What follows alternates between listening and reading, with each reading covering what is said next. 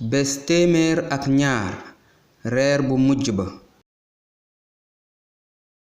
nag bésu màggaluk Pâques mu ngi doon jege si mu doon màggaluk mburu yi amul lawéer.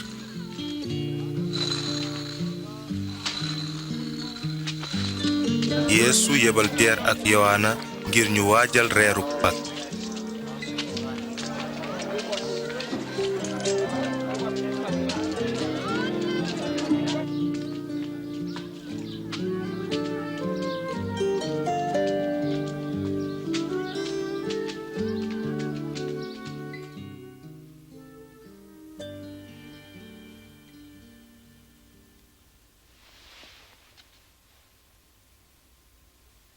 yàkkamti woon naa lool lekk ak yéen reeru Pâques bi balaa ñu may sonal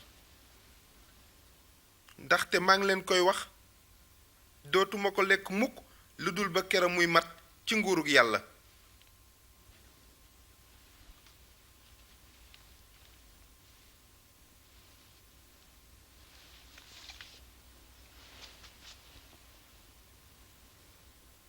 cant ñeel na yàlla sunu boroom moom mi yilif àddina tey génne biiñ ci tollu reseñ yi.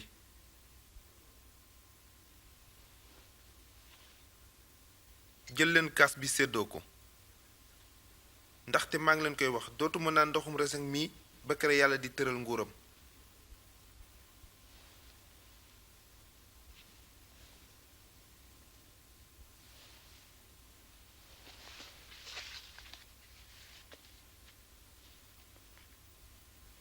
cant ñeel na yàlla borom bi moom mi yilif àddina tey génne mburu ci suuf si.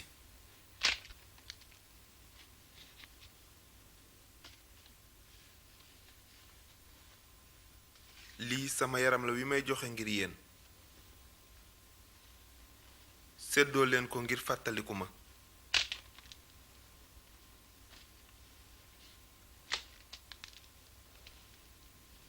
kaas bi mooy misaal kóllëre gu bees gi yàlla fas jaaral ko ci sama deret ji tuuru ngir yéen.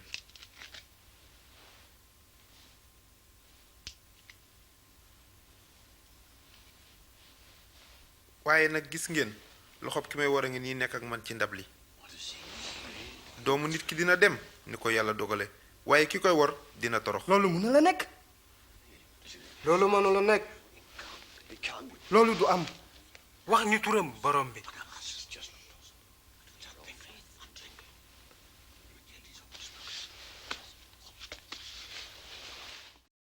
lan moo feesal digaale ak mbëggeel ga nekkoon diggante Yeesu ak fukk ya ak ñaar? nan la Yeesu doxalee ak workat ba?